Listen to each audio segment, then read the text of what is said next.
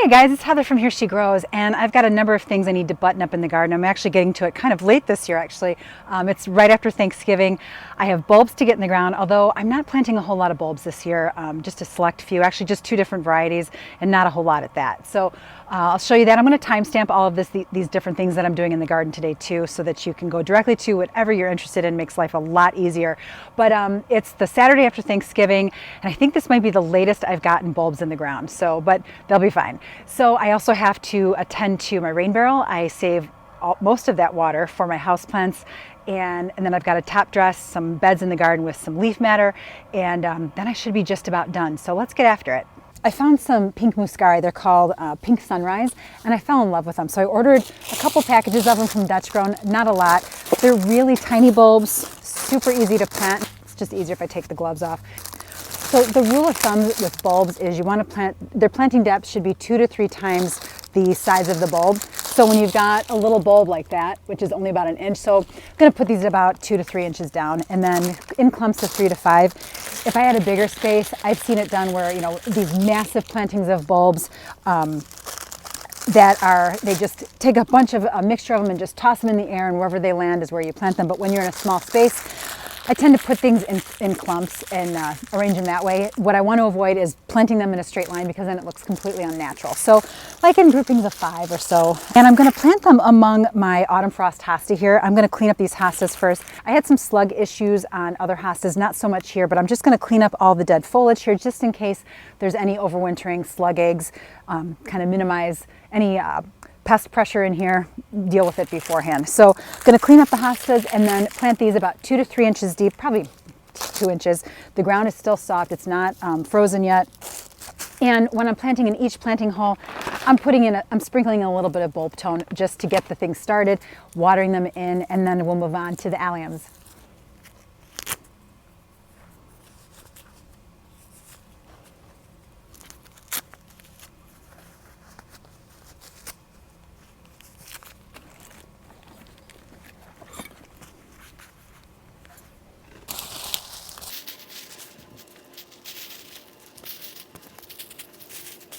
The nice thing about planting around hostas is they have the big leaves, so that you can plant your bulbs close up to them, especially with the little bulbs like the muscari or grape hyacinth. Plant them close to the root ball of the plant, and then as the plant leaves out, you don't have to worry about seeing all that ugly foliage as it deteriorates. And they say you should leave the foliage on bulbs intact, because all that green foliage, as it wilts down and turns yellow, it feeds the bulb and fortifies it for the next year. So sometimes I end up cutting out all that green stuff because it just irritates me, especially with all the daffodils I have in the front yard. It's just overwhelming, and there aren't enough hostas out there to cover the amount of foliage, the daffodil foliage that I have. So with the autumn frost hosta, I can plant these muscari pretty close up to the root ball of the plant, and then you won't ever, as the muscari is yellowing, you'll never see it. It'll fade away beneath the leaves of the hosta. So I am going to just dig some very shallow holes and slip these in, maybe doing groups of 5 or so, 3 to 5, but just spacing them all throughout this little area. I don't have a lot of the pink sunrise, so and hopefully they'll naturalize if they like the spot.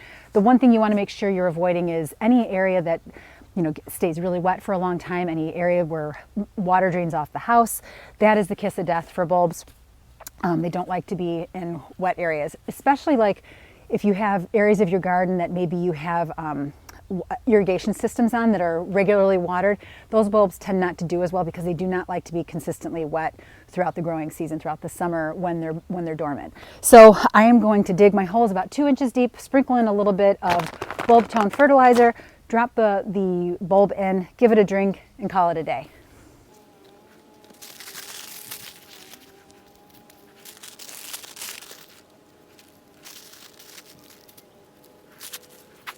My Hori knife, this is my favorite thing for digging things in, especially at shallow depths. And if you're unsure with this particular knife, this is a Barebones Hori knife. If you're unsure how deep to go, it's got the inch markings, increments on the blade, so it really helps with getting the right depth for whatever you're planting. And with the muscari, you want to plant them about 2 to 3 inches apart. I tend to plant pretty tight with these, and then hopefully they'll naturalize and I'll have more over the next few years. And when you're planting, you want to make sure the root plate is down. It's pretty easy to tell. The pointy side is the part that's facing up, and the root plate is where the roots come from, and that goes down. But they say if you're unsure of how to place them, you can lay them on the side and they'll right themselves. I don't know how true that is, but I've had plants like really tiny scilla bulbs where I've just laid them in, however, and they've always straightened out no matter how I've put them. But this is pretty obvious.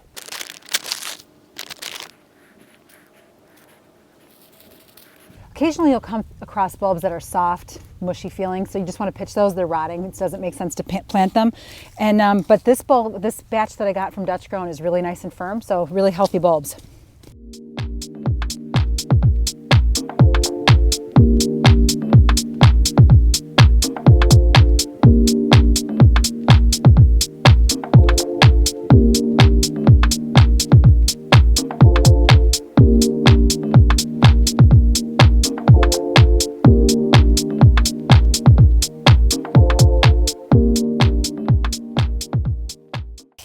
And sometimes your bulbs will start to come up early, like my muscari and my scilla in the front yard they've been throwing up really healthy green leaves.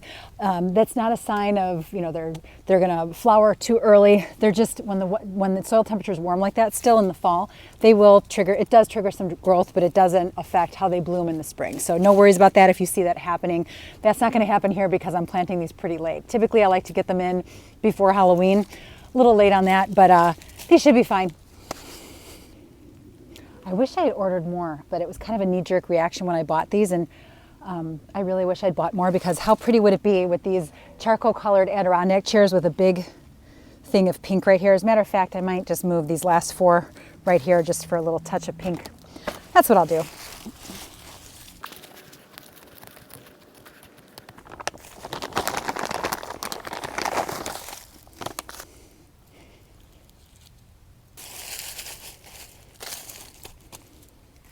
Okay, let's water them in.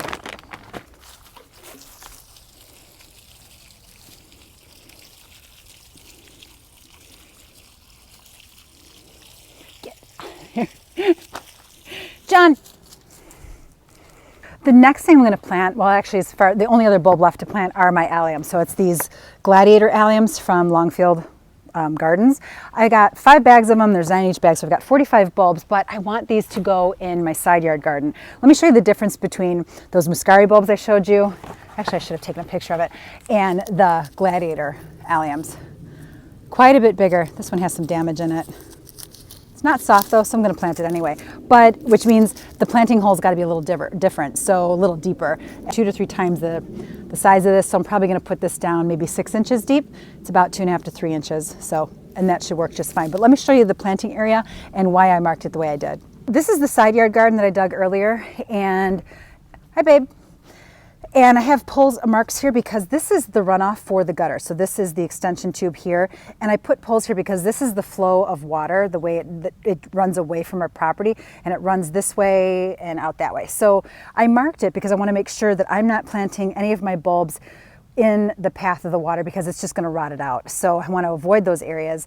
And maybe down the road, as I save for it, maybe this is going to be a dry stream bed running through here and down toward the sidewalk, because it's like a little river that happens from this downspout here. So I'm going to avoid this area and drop these in probably multiples of 3s and 5s all through this spot here. And I think how pretty would that be with these North Pole arbs? This one here is struggling, but I've got next year I'm going to take all of the Honorine Jobert anemone, divide this up and move that so it's in front of the arborvitaes, because I think the anemone will look so much better with a green backdrop once this all fills in. And then put the alliums in here before the anemone goes in.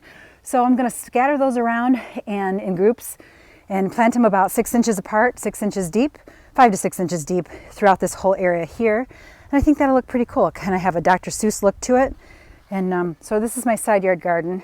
I've got a few more things added to it, but it's nice to add a few bulbs to extend the interest through the whole side yard garden. So the nice thing about alliums is the critters don't mess with them. They look really, really cool, and I don't have to worry about anything digging them up because nothing's interested. They can't stand that very pungent oniony scent. Well, okay, I've unloaded and I've got my bucket of gladiator alliums here. These are about 40 inches tall. Aren't they beautiful? About 40 inches tall, and I think the head on them is maybe 5 to 6 inches in diameter, maybe a little bigger. So really nice. The critters don't bother them. They're easy care. They look really cool for a very long time. You can even leave them, once they've lost their color, you can even leave them standing in the garden for a little visual interest. They look like starbursts. They're pretty cool once the flowers have gone away too. So, and they're just easy to grow. So let's get them placed. I'm going to put them in probably groups of 5, about 6 inches apart, and just scatter them about and not be very particular about it. I just want to make sure I'm avoiding those areas that I know stay wet longer.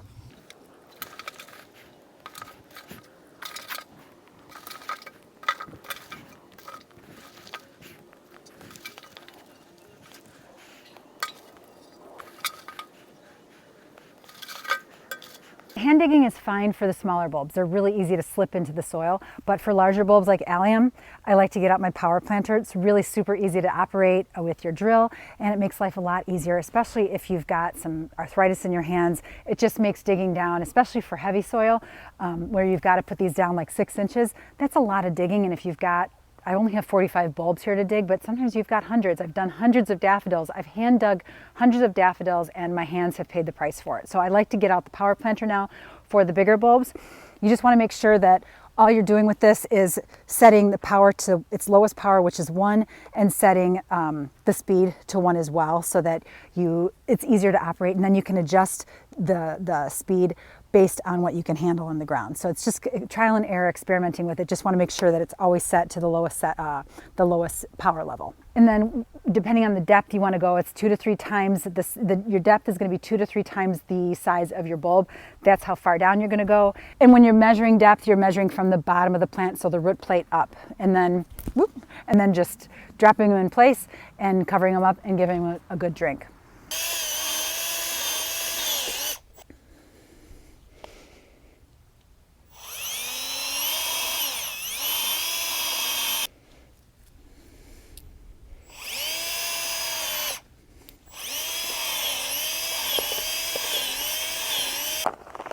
Then I just like to drop a few teaspoons full, just a handful of it, in each planting hole.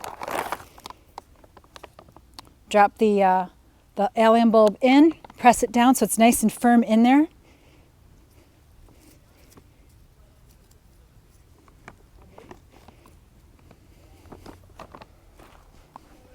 Now I'll go ahead and plant the rest of them, and I'll have them done in no time. I love this thing.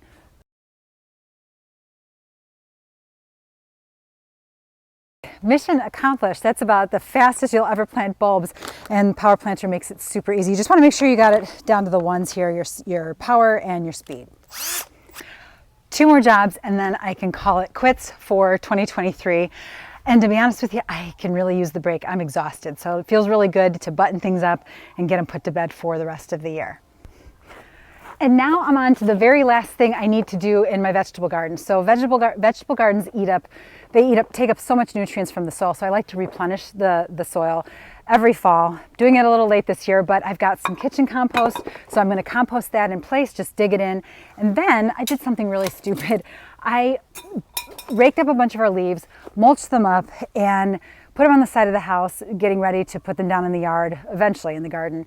And I completely forgot that I had done that. And when garbage pickup came a couple weeks ago, I put those mulched up leaves out with the yard waste pickup, and they were gone. But my husband's buddy knew what had happened, and he came by. He owns a landscape company, and he dropped off 5 huge garbage bags of leaves that he mulched up for me from customers whose yards he mulched. So that's what's going to be dumped. I like to top dress all my beds as kind of the finishing touch to replenish those nutrients in the soil.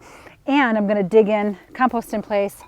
I've got some scraps from the kitchen, coffee grounds, that sort of thing. I have composted in place for years. Actually, that's how I started. It was just burying all of our kitchen waste, like vegetable scraps, fruit scraps, that sort of thing, right into the bed and letting the worms handle it, and it works perfectly. So I'm going to dig that stuff in and then top dress these beds with some leaf mulch.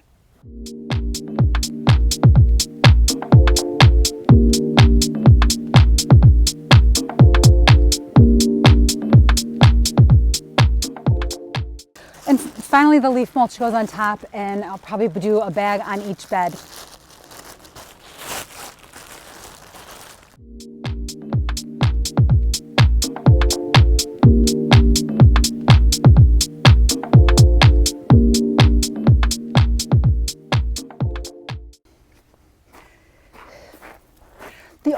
I'm not going to cover up is I have a Vigo bed over here that I did planted my garlic in a few weeks ago, and I'm not going to cover that up. I don't like to top dress that until right around Christmas time, and then as it starts to grow in the springtime, I'll start removing those layers, that leaf mulch layer. But I'm going to get the other 2 bags on these other beds here and move on to the next thing.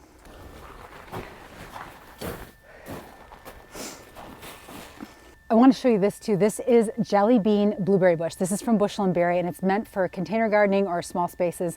This is about 1 to 2 feet tall and wide, but look at the color on it. It is so beautiful. And I planted it this spring, so I had a handful of blueberries that were delicious, but I'm really excited for this to fill out and produce even more next year.